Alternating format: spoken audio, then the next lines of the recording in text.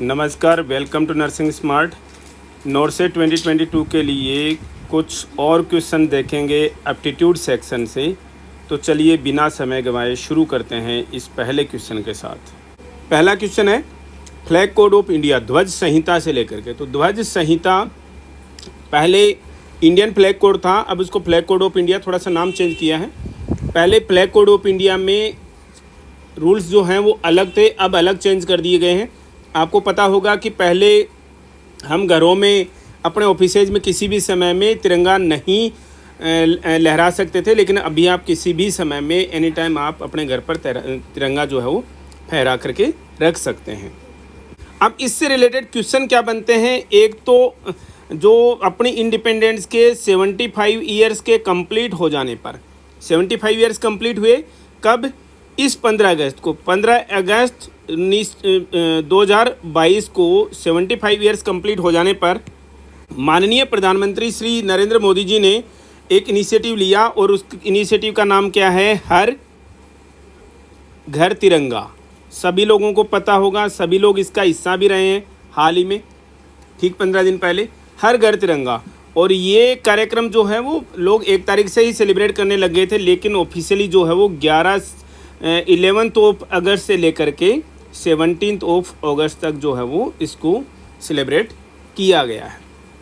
कोई कभी भी पूरे दिन रात जो हैं वो अपने घर पर, अपने ऑफिस में, अपने वर्क प्लेस पर जो है वो तिरंगा फहरा सकते हैं। इसका मेन मकसद यही था। एग्ज़ाम में क्वेश्चन जो है वो किसी भी तरीके से आ जाए, आपको इस चीज़ का दिमाग में रखना है कि 75 ईयर्स कंप्लीट हो जाने पर हर घर तिरंगा जो है वो फ्लैग कोड ऑफ इंडिया में शामिल किया गया। 11 अगस्त से लेकर के 17 अगस्त, ये तो कोई इतना ज़्यादा इम्पोर्टेंट नहीं है। नेक्स्ट क्वेश्चन इज, संविधान सभा ने भारत का राष्ट्रीय ध्वज कब अपनाया? संविधान सभा यानी कि कॉन्स्टिट्यूशन असेंबली जो है, उसने जो हमारा राष्ट्रीय ध्वज क्या है, ट्राई कलर यानी कि तिरंगा, इसको कब अपनाया, कब इसको एक्सेप्ट किया? तो इसके लिए ये हमें बहुत ज़्यादा प्रोबेबल क्वेश्चन लगता है। ये किया गया 22 जुलाई 1947 को। पहली चीज़, कुछ एक और चीज़ें, हमारा जो तिरंगा है उसकी कुछ खास बातें हैं। इससे रिलेटेड एक क्वेश्चन रिपीटेडली आता रहता है। तिरंगा जो है वो लेंथ में थोड़ा सा बड़ा है और जो हाइट है, विड्थ जो है उसमें थोड़ा छोटा है, ठीक है। तो इसका लेंथ इज टू ब्रेड्थ का रेशियो बार बार पूछा जाता है, और ये लेंथ इज टू ब्रेथ का रेशियो क्या होना चाहिए, 3:2 होना चाहिए। कोई कितना भी लेंथ में आप तिरंगा बना ले, वो तिरंगा अगर उसकी लेंथ जो है मान लीजिए 3 मीटर है तो उसकी ब्रेड जो है वो 2 मीटर होनी चाहिए। लेंथ अगर 6 है तो ब्रेड जो है उसकी क्या हो जानी चाहिए, 4 मीटर हो जानी चाहिए। ये आपको बहुत अच्छे से दिमाग में रखना है। तिरंगे में जो बीच में क्या है भाई, अशोक चक्र है। क्या है भाई, अशोक चक्र, ब्लू कलर में पता होगा आपको, अशोक चक्र है जिसके अंदर 24 स्पाइक्स लगे हुए हैं, तीलियां लगी हुई हैं, मतलब चित्र में जो बनाई गई हैं। ये अशोक चक्र जो है वो कहाँ से लिया गया है, सारनाथ के अशोक स्तंभ से लिया गया है। ये समझ लीजिएगा, सारनाथ के अशोक स्तंभ से लिया गया है। ये बहुत इम्पोर्टेंट चीज़ है, दिमाग में होनी चाहिए। सबसे टॉप पर कलर कौन सा है, ये भी दिमाग में होना चाहिए। सबसे टॉप पर है केसरिया, बीच में कौन सा है, सफ़ेद, और सबसे नीचे कौन सा है भाई, हरा कलर। ये पता होना चाहिए। अब केसरिया यानी सेफ्रॉन कलर जो है वो सबसे ऊपर है, ये दिमाग में रखना, बाद में सीक्वेंस आपको ऑटोमेटिकली पता रह जाएगी। Saffron white and green, saffron white and green, SWG। अब ये कलर जो हैं अब बना दिया गया है कि भाई कौन सा कलर जो है किसका इंडिकेटिव है। केसरिया जो कलर है वो किसका इंडिकेटिव है, साहस और बलिदान का है, साहस और बलिदान का है। बहुत छोटा सा सेशन है भाई, दिमाग में रखिएगा, बहुत इंपॉर्टेंट है। सफ़ेद जो है वो सत्य का है, इसके अलावा शांति का प्रतीक है। वाइट कलर शांति का प्रतीक होता है, सबको पता है। ग्रीन कलर जो है वो भाई विकास का होता है, ग्रीनरी मतलब विकास का है, उर्वरता का है। इसके अलावा शौर्य का प्रतीक है, राइट। विकास, उर्वरता और शौर्य का प्रतीक है ग्रीन। ये चीज़ें आपको पता होना चाहिए। वैसे 26 जनवरी 2002 से ही गवर्नमेंट ने अलाउ कर दिया था कि आप अपने निजी संस्थानों पर ध्वजारोहण जो है आप कर सकते हैं, कोई भी नागरिक। ये चीज़ें रिलेटेड थी राष्ट्रीय ध्वज से, तिरंगे से रिलेटेड, जो कि हमें बहुत ज़्यादा इम्पोर्टेंट लगती हैं यहाँ पर। एक क्वेश्चन और देखिए, सल्फर डाइऑक्साइड पोल्यूशन इंडिकेटर। अब यहाँ पर सल्फर डाइऑक्साइड जो है वो एयर पोल्यूशन का मेन कंटेंट है, मेन कंपोनेंट है एयर पोल्यूशन का। एनवायरनमेंट में एयर पोल्यूशन के इंडिकेटर जो है किसको कहा जाता है? लाइकेंस को। एक बच्चा कमेंट करके बता रहा था कि सर आप ये भी बता दीजिएगा कि ये कौन कौन से एग्जाम में क्वेश्चन आ रखे हैं। कितना बताएं, ये अनलिमिटेड एग्जाम्स में क्वेश्चन आ रखे हैं, समझ लीजिएगा। तो हम यहाँ पर लिखना शुरू करेंगे तो ये पेपर ही खत्म हो जाएगा, समझ लीजिए। इसलिए समझिए बहुत ज़्यादा इंपॉर्टेंट क्वेश्चन है। जो लाइकेंस जो हैं वो एयर पोल्यूशन के इंडिकेटर हैं। एयर पोल्यूशन हो रहा है तो उसको इंडिकेट करते हैं। अब लाइकेंस क्या होते हैं? लाइकेंस जैसे कि सिम्बायोटिक होते हैं। सिम्बायोटिक का मतलब दो तरीके के ऑर्गेनिजम्स हैं जो कि एक दूसरे पे डिपेंड रहते हैं। एक तो उनमें से क्या भाई फंगस है, और दूसरा क्या हो सकता है? कोई भी ग्रीन ऑर्गेनिज्म। ग्रीन ऑर्गेनिज्म कौन सा? फंगस से ही होगा, फंगस से हो सकता है, या फिर साइनोबैक्टीरियम हो सकता है, साइनोबैक्टीरियम हो सकता है। और ये ग्रीन मैंने जिसमें क्लोरोफिल है ताकि वो इसको खाना बना कर दें।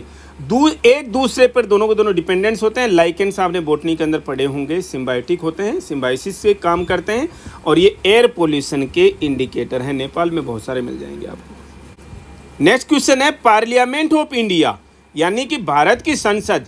अब ऑप्शंस हैं किससे मिलकर के बनी है? The president of India, Rajya Sabha and Lok Sabha, the president of India, Rajya Sabha and Lok Sabha, none of the above. हमने आपको प्रीवियस सेशंस में भी बता रखा है कि पार्लियामेंट का मतलब ही क्या है।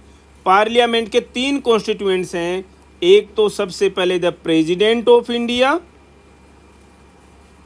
दूसरा अपर हाउस जिसको आप राज्यसभा भी बोलते हो, और तीसरा क्या है? लोकसभा जिसे आप लोअर हाउस भी बोलते हो। और ये दिमाग में रखिएगा जो हमने बोला अभी, राज्यसभा अपर हाउस उच्च सदन, लोकसभा लोअर हाउस निम्न सदन, इन तीनों से मिलकर के पार्लियामेंट बनती है। अगला क्वेश्चन देखिए और हमें बहुत ज़्यादा इंपॉर्टेंट नज़र आ रहा है। डब्ल्यूएचओ की स्थापना कब हुई है? डब्ल्यूएचओ की स्थापना 7 अप्रैल 1948 को की गई है। डब्ल्यूएचओ की स्थापना 7 अप्रैल 1948 को हुई है। और इसका जो हेडक्वार्टर्स है, हेडक्वार्टर जो है वो कहाँ पर है भाई? जिनेवा। स्पेलिंग सही लिखी होगी। किसमें भाई? स्विट्जरलैंड में। डब्ल्यूएचओ की स्थापना 7 अप्रैल 1948 की हुई है और इसका हेडक्वार्टर्स जो है वो जिनेवा स्विट्जरलैंड में है। लंबे समय से यहीं पर है, दिमाग में रखिएगा, ये भी बहुत ज़्यादा इंपॉर्टेंट है। एक और इंपॉर्टेंट क्वेश्चन, मैकमोहन लाइन। ये मैकमोहन लाइन क्या चीज़ है? देखिए, दो देशों के बीच में बिटवीन 2 कंट्रीज जो हैं वो एक बाउंड्री होती है, सबको पता है, ठीक है। क्या होती है भाई? एक बाउंड्री। तो हमारे देश यानी कि भारत और चाइना के बीच में भी एक बाउंड्री है, राइट। और इस बाउंड्री को हम क्या बोलते हैं? मैकमोहन लाइन बोला जाता है।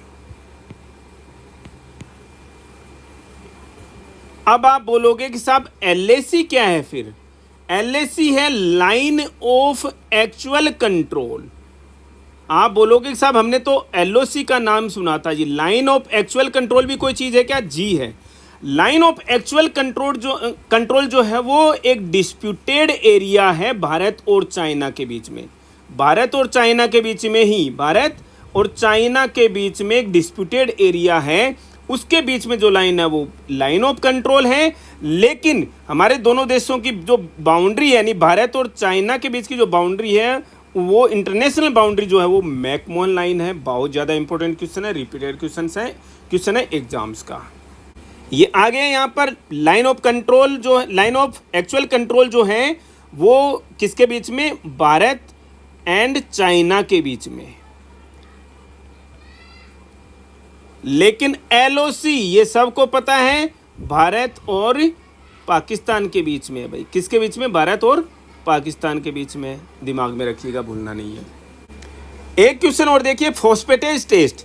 ये सोचोगे भैया आप अल्कलाइन फॉस्फेटेज की बात कर रहे हो, ठीक है जी, वही एंजाइम है। फॉस्फेटेज क्या है? एक तरीके का एंजाइम है। एज से समझ में आ गया सब बच्चों को? एंजाइम है एक तरीके का। ये फॉस्फेटेज टेस्ट जो है वो किसके लिए किया जाता है? एक तो ये इंपॉर्टेंट चीज़ है, मिल्क के लिए किया जाता है। तो ये क्या मिल्क की कोई प्योरिटी को देखने के लिए है क्या? जी नहीं, प्योरिटी नहीं कहेंगे। ये एक्चुअली मिल्क के लिए किया जाने वाला टेस्ट है, जो कि नेचुरली प्रेजेंट होता है किसी भी मिल्क में। पहले समझ लीजिए, नेचुरली मिल्क में क्या है? ये प्रेजेंट है। तो अब्सेंट हो जाता है क्या कभी? जी, जब आप मिल्क को पास्चुराइज करते हैं, पास्चुराइज कर देते हैं। पास्चुराइजेशन का मतलब सुना है आपने? पास्चुराइजेशन कर देते हैं मिल्क का। जो भी आप मार्केट में मिल्क ले रहे हो वो पास्चुराइज्ड मिल्क आता है, अचानक से गर्म करके फिर ठंडा किया हुआ, ज़्यादा टेम्परेचर पर गर्म करके तुरंत का तुरंत ठंडा किया हुआ पास्चुराइज कर दिया जाता है, जिसकी वजह से वो लंबे समय तक ख़राब नहीं होता।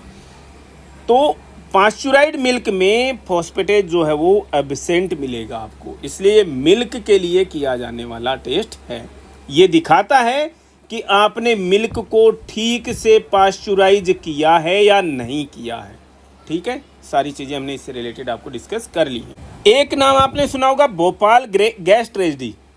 भोपाल गैस ट्रेजेडी से क्वेश्चंस क्या क्या आ जाते हैं? एक तो ये हुई कहाँ पर थी? ऑब्वियस सी बात है, ये भोपाल एमपी में हुई थी। चीज़ क्लियर है? भोपाल गैस ट्रेजेडी ऑब्वियस सी बात है किसी कंपनी में, किसी फैक्ट्री के अंदर हुई थी। और इस कंपनी का नाम क्या है भाई? Union carbide India limited. India limited. अब इस भोपाल गैस ट्रेजेडी में कौन सी गैस लीक हुई थी? MIC। MIC का मतलब मेथिल आइसोसाइनेट। बहुत इम्पोर्टेंट एग्जाम का क्वेश्चन है भाई, ये पता नहीं ना जाने कितनी बार आ चुका है। कब हुई भाई? ये 2 दिसंबर की रात, यानी जिस दिन 3 दिसंबर हो गया था, यानी कि इसको क्या लिखा जाता है? 2-3 दिसंबर 1984 को ये दुर्घटना हुई। ये घटना हुई थी भोपाल गैस ट्रेजेडी। कौन सी गैस लीक हुई? Methyl isocyanate. और यूनियन कार्बाइड इंडिया लिमिटेड नाम की फैक्ट्री थी, उसमें हज़ारों लोग रात को सोते के सोते रह गए, लाखों लोग जो है वो इसके घायल हो गए थे इसमें। तो बहुत बड़ी ट्रेजेडी रही है हमारे देश में आज तक की ये। एक क्वेश्चन और देखिए, 881 से 27,256 से उसी प्रकार से रिलेटेड है जिस प्रकार से 64 संबंधित है। बहुत ज़्यादा इंपॉर्टेंट क्वेश्चन है, बहुत ज़्यादा। 881 एक हो गया, 27,256 ये एक पेयर हो गया। अब 64 और किसी एक का पेयर ये बनवाना चाह रहा है। 8 देखिए 2 का क्यूब है, 81 देखिए भाई 3 का पावर 4 है। ठीक है ना, 9 × 9 हो गया ना, समझ रहे हो? और ये 2 × 2 × 2 समझ रहे हैं? ऐसे ही 27 क्या है? 3 की पावर 3, 9 × 27, ठीक है ना। ऐसे ही 256 क्या है? 4 की पावर 4, मतलब 16 × 16। नज़र आ रहा है ना आपको? 16 का स्क्वायर होता है ये, 2 की पावर 4 की पावर 4 है। तो ऐसे ही 64 जो है वो 4 का क्यूब है, यानी 2 का क्यूब फिर 3 का 4। ये नंबर 1 बढ़ा दीजिए, पावर 1 बढ़ा दीजिए, ये नंबर 1 बढ़ा दीजिए, पावर 1 बढ़ा दीजिए, ये नंबर 1 बढ़ा दीजिए तो 5 और पावर 1 बढ़ा दीजिए 4। यानी कि 5 की पावर 4 क्या होगा? 25 × 25 यानी 625। 25 का स्क्वायर क्या होता है भाई? 625 होता है। बहुत इंपॉर्टेंट है एग्जाम्स का ये क्वेश्चन। ये क्वेश्चन रिपीटेडली आता है भाई। पहली 10 अभाज्य संख्याओं का औसत क्या है? अभाज्य संख्याएं मतलब प्राइम नंबर्स। प्राइम नंबर्स का मतलब क्या है? जो नंबर केवल अपने आप से डिवाइड होती हैं वही प्राइम नंबर्स हैं। अब देखिए कौन सी प्राइम नंबर्स, जो नंबर्स केवल अपने आप से डिवाइड होती हैं, इसमें केवल 2 एक ऐसी नंबर है जो कि इवन है और प्राइम नंबर है। 2 केवल 2 से डिवाइड होगी, 2 और 1 से, राइट। और 1 से तो सारी नंबर डिवाइड होती हैं, तो इसलिए तो कोई करने वाली बात नहीं है। 2 अकेली इवन नंबर है जो कि प्राइम नंबर है। ये भी एग्जाम का एक बहुत इंपॉर्टेंट क्वेश्चन है, ठीक है, दिमाग में रखिएगा। अब 2 के बाद में 3, 4 तो भाई 2 से डिवाइड होती है, खुद से भी होती है। 5 ये प्राइम नंबर है। 6 नहीं है, 7 हो गई, 8 नहीं है, 9 नहीं है, 10 नहीं है, 11 हो गई, 13 हो गई, 17 हो गई, 19 हो गई, 23 हो गई, 24, 25, 26, 27 नहीं है, 28 नहीं है, 29 हो गई। हो गई क्या 10 पूरे? 3 3 6 3 और 1 10। तीनों का टोटल कर लीजिए कितना आएगा? तीनों का क्या 10 नंबर्स का टोटल कर लीजिए कितना आएगा भाई? 10 18 31 36 और 40 12 52 तो 20 129 इनका टोटल आएगा। 129 क्या आएगा भाई? इनका टोटल आएगा।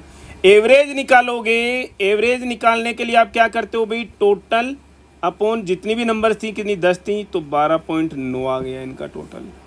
समझ रहे हो आप इस चीज़ को? ठीक है, टोटल पूछा होता तो 129 आया था। आपसे एग्जाम में क्वेश्चन पूछा जा सकता है कि पहली 5 अभाज्य संख्या यानी प्राइम नंबर्स का, तो पहली 5 कौन सी होगी? 2 3 5 7 और 11 हो गई क्या भाई? 5 इनका टोटल बता दीजिए कि 10 और 18 28 हो गया। ऐसा कोई भी क्वेश्चन पूछा जा सकता है। इनका एवरेज बता दीजिए तो 5 से डिवाइड कर देना, कितना आ जाएगा? 55 25 3 बच गया, 6 पंजे 30, 5.6 आ गया। ठीक है, तो ऐसा कोई भी क्वेश्चन आ जाए आपको कंफ्यूज नहीं होना है। और 2 अकेली ऐसी प्राइम नंबर है जो कि इवन नंबर है। इसके अलावा सारी की सारी दुनिया की सारी जितनी प्राइम नंबर्स हैं वो सारी की सारी क्या हैं? ओड हैं।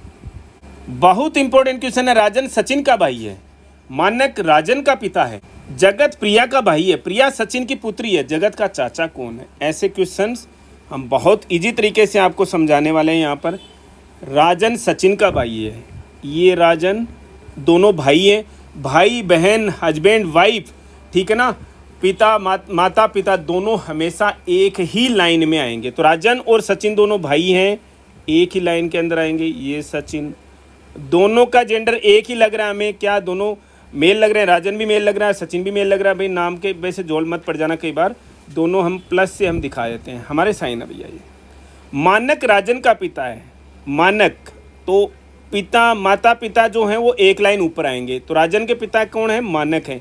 सचिन के भी पिता ही हैं बेचारे, ठीक है ना, बताया नहीं इन्होंने। जगत प्रिया का भाई है, जगत यहाँ पर नाम किसी का भी नहीं है, ना प्रिया का नाम है तो छोड़ दीजिए। प्रिया सचिन की बेटी है, सचिन की बेटी का नाम प्रिया, तो नीचे आएगा। ठीक है, समझ में रखिएगा। लड़की है तो माइनस हमने इसको लिख दिया है। देखिए भाई बहन, भाई भाई, हस्बैंड वाइफ, ये सब एक ही लाइन के अंदर आते हैं। अब इनके अगर माता पिता को अगर आपको लिखना है तो फिर ऊपर की लाइन में लिखोगे, बेटे बेटी को लिखना है तो नीचे की लाइन में लिखोगे। हमेशा एक चीज़ दिमाग में रखना है चीज़। तो सचिन की बेटी का नाम प्रिया है तो हमने नीचे लिख दिया है इसको। अब देखो प्रिया के साथ में एक रिलेशन होता है जगत, जगत प्रिया का भाई है तो इसको बराबर में लिखेंगे, क्या लिखेंगे भाई? जगत लिखेंगे। लड़का है तो ठीक है, जेंडर से रिलेटेड यहाँ पर कुछ है नहीं तो कोई बात नहीं। जगत का चाचा कौन है? जगत ये रहा भाई। जगत का चाचा कौन होगा? इसके पापा का भाई। तो पापा कौन है? सचिन। सचिन का भाई कौन है भाई? राजन। तो राजन इसके क्या हो गए भाई? चाचा हो गए, अंकल हो गए। ताऊ भी हो सकते थे क्या? अंग्रेजी का क्वेश्चन है इसलिए बताया नहीं, कोई बात नहीं, ठीक है ना, टेंशन मत लेना इस चीज़ के लिए, ठीक है ना। जगत के चाचा कौन होंगे भाई? अपने पापा के भाई। तो पापा के भाई कौन है भाई? राजन है। बहुत ईजी क्वेश्चन है। P and Q are in ratio 5:6। P और Q 5-6 के रेशियो में, difference of their squares is 99। उनके स्क्वायर्स का जो डिफरेंस है वो 99 है। What is the value of P and Q? P और Q की वैल्यू क्या है? अब आप देखिएगा एक चीज़, P और Q का रेशियो है 5 और 6। हमने पहले शॉर्ट ट्रिक बताई थी, उससे क्वेश्चन आप कर पाओगे लेकिन थोड़ा सा क्वेश्चन हो जाओगे। इसका मतलब वो नंबर्स क्या हो सकती हैं? 5, इनका कोई गुणक है मतलब 5 और 6 का, तो 5x कर दी हमने, 6x कर दी। इनके स्क्वायर्स का डिफरेंस, तो इसका स्क्वायर क्या हो गया भाई? 5x का स्क्वायर हो गया। इसका स्क्वायर क्या हो गया भाई? 6x का स्क्वायर हो गया। और इनका डिफरेंस जो है वो कितना है? 99। तो 6x का स्क्वायर ज़्यादा होगा ना, तो 6x का स्क्वायर क्या हो जाएगा भाई? 6x का स्क्वायर ज़्यादा होगा तो ऑब्वियस सी बात है, हम 36x स्क्वायर कर दिया। 25 का 5x का स्क्वायर क्या होगा? 25x स्क्वायर होगा। दोनों का डिफरेंस कितना हो गया? 99 हो गया। यही तो कह रहा है वो। 36x स्क्वायर में से 25x स्क्वायर जाएगा तो कितना बचेगा? 11x स्क्वायर बचेगा जी। 99 के बराबर है। x स्क्वायर की वैल्यू क्या हो गई जी? 99/11 9 आ गया। x स्क्वायर की वैल्यू क्या आ गई? 9 आ गई। तो x की वैल्यू क्या आ जाएगी? 3 आ जाएगी। इसका स्क्वायर रूट बन जाएगा 3 हो गई जी इसकी। अब आपसे क्या पूछा है? What is the value of P and Q? P की वैल्यू क्या है भाई 5x है, Q की वैल्यू क्या है 6x है। 5x का मतलब 5 गुणा 3, 6x का मतलब 6 गुणा 3, 15 और 18 हैं। आपसे ये भी पूछ सकता था P एंड Q का डिफरेंस कितना है, 3 है। क्लियर है। इनके स्क्वायर का डिफरेंस भी आप निकाल के देख लीजिएगा कि 18 का स्क्वायर और 15 का स्क्वायर में माइनस करोगे तो कितना आएगा, 99 आएगा। बहुत ईजी क्वेश्चन है। आज के सेशन में इतना ही, मिलते हैं वेरी नेक्स्ट अपडेट के साथ। Thank you.